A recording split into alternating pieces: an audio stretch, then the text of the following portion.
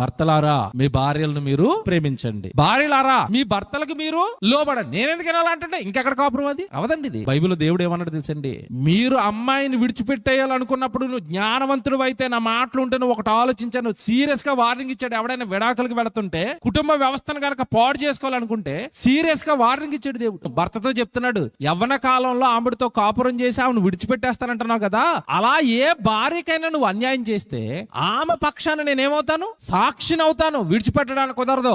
ఎందుకు? నీకు తోటిదిగా మారిపోయింది కదా, నీ చెయ్యి పట్టుకుని వచ్చేసింది కదా, తన ఇంటిని విడిచిపెట్టింది కదా, తన అన్నదమ్ములను విడిచిపెట్టింది కదా, తన గృహాన్ని విడిచిపెట్టింది కదా, నువ్వే జీవితం అనుకుని నీ చెయ్యి పెట్టుకుని వెనకాల వచ్చింది కదా, నీకు తోటిదైంది కదా, నిన్ను నమ్ముకునే వివాహానికి ఒప్పుకుంది కదా.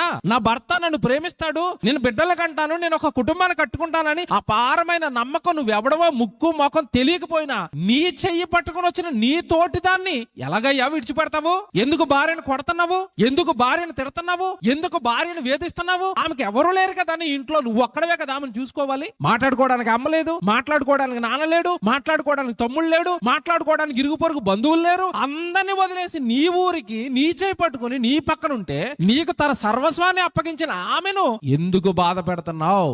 ఆమె నీకు తోటిది కదా, నీవు చేసిన నిబంధనకు పాత్రురాలు కదా, నువ్వు నిబంధన చేసావు కదా, ప్రమాణం చేసావు కదా, ప్రమాణాలు చేసావు, ఒప్పుకున్నావు కదా భార్యగా. ఏమని ఒప్పుకున్నావు? వ్యాధి ఎందును, బాధ ఎందును, రోగమందును ఈమెతోనే కాపురం చేయదువా అంటే ఏమన్నా చేయదును. దారుణం అండి సమాజం. బిడ్డలను కనకపోతే భార్యను వదిలేస్తున్నారా లేదా? నాకు మగబిడ్డనే కను అంటాడు. ఆడబిడ్డలు పుట్టారనుకోండి ఏం చేస్తారు? వదిలేస్తారు. నువ్వు నాకు మగబిడ్డను కనలేదు కనుక, నా వంశం నిలబడలేదు కనుక అంటాడు. ఇదేదో మొగల వంశం అయినట్టు. నా వంశోతారకుడు నువ్వు ఇవ్వటం లేదు కనుక నిన్ను విడిచిపెట్టేస్తున్నాను. ఎలాగరా విడిచిపెట్టేస్తావు? నీ తోటిది కదా, చచ్చిపోయేంత వరకు ఏలుకుంటానని, రోగం వచ్చినా వ్యాధి వచ్చినా బాధ వచ్చినా ఆవిడతోనే కలిసి కాపురం చేస్తానని మాటిచ్చి కదా పెళ్లి చేసుకున్నావు. ఎలా వదిలేస్తావు? ఎలా విడిచిపెడతావు? ప్రశ్నిస్తున్నాడు దేవుడు. బైబిల్ ఆలోచనలు ఎంత బాగున్నాయండి, బైబిల్ చెప్పిన సూత్రాలు ఎంత బాగున్నాయి. జ్ఞానం ఉంటేనే కాపురం బాగుంటుంది. దేవుని ఆత్మ నొందిన వాడు భార్యలను విడిచిపెట్టడు, కాపురం చేసుకుంటాడు. కనుక దేవుని పిల్లలారా, కుటుంబం బాగుండాలి అంటే దేవుడి వాక్యం ఒకటే మనకి ప్రధానం.